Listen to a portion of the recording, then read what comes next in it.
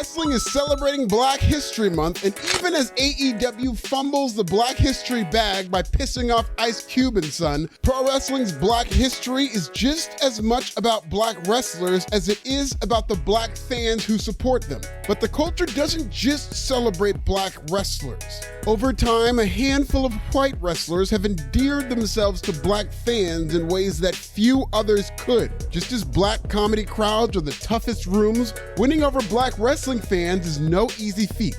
Black crowds operate at a very high level of intelligence. We come in all kinds of different shapes and sizes, and yes, colors, including beige, red bone, and albino, not to mention 3 shades of emojis. And if you're real to your core, you'll have a chance with us.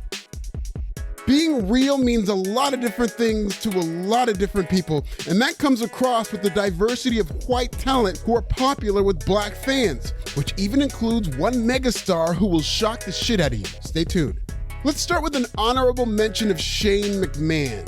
Shane might have been more of an appropriator than an ally, but he still shows love to the culture through his hip-hop theme music, FUBU-like baseball jerseys, and who could forget about the trademark Jordans? Plus, looking back on the downfall of the McMahon family, where Linda got all Trumpy, Vince got all creepy, and Stephanie may or may not have been part of a cover-up, Shane seems like the only Saint McMahon in hindsight. During Floyd Mayweather's WrestleMania run back in 2008, Shane was tasked to be the black guy whisperer and a liaison for Floyd and his crew. Because in Vince McMahon's ultra-white inner circle, Shane is the closest thing the McMahon family comes to a nigga, if you'll pardon my Swahili.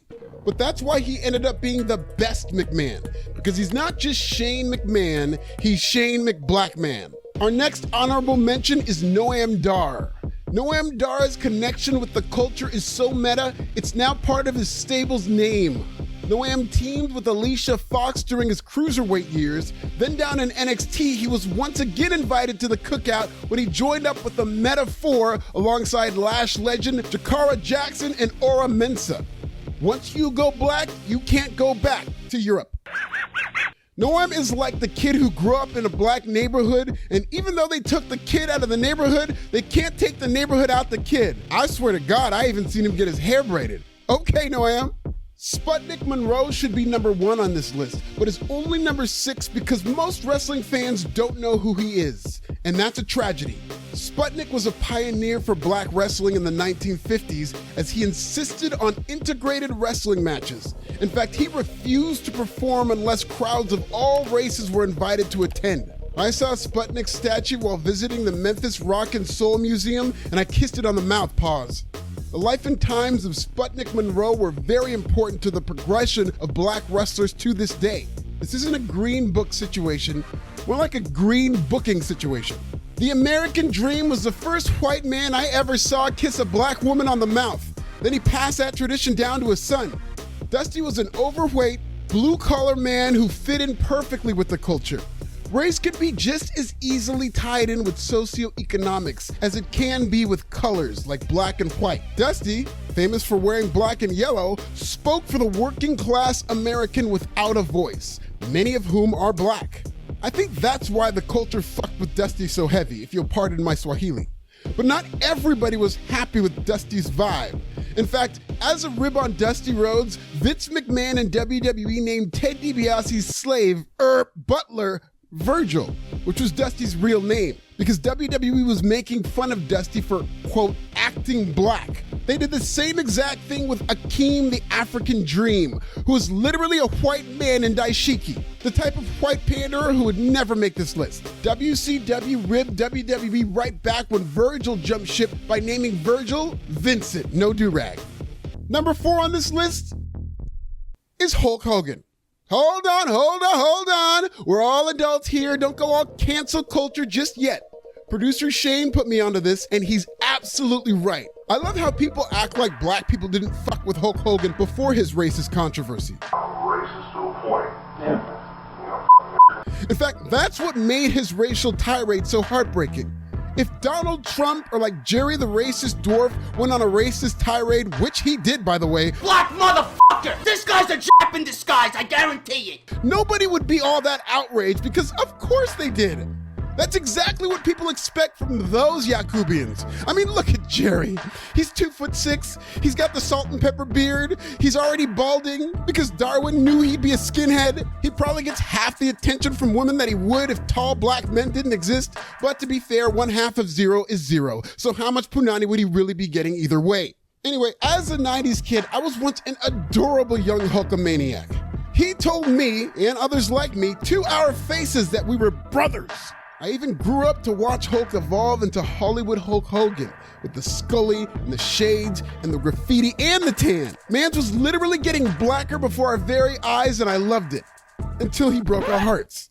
The legacy of Hulk Hogan will always be a complicated one. And while I don't believe in outright ostracizing the huckster, it's become impossible to fully embrace him.